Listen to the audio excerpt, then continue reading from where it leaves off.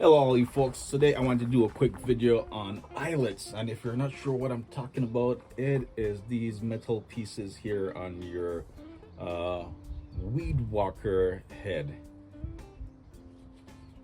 And these ones are secure because I just replaced them, but sometimes when you're weed whacking and you go to replace that string, if it's not secure it's going to fall right out, or sometimes they just break over time.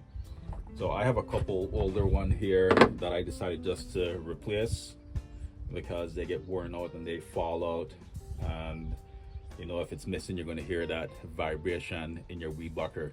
That string is not going to come out the way it's supposed to. All right, so these ones are all busted up, and I recommend just getting maybe a pack of these, and they're very cheap online. I'm going to leave a link in the description, and just have them as a backup whenever you're doing your weed whacking. And they're very simple. You can just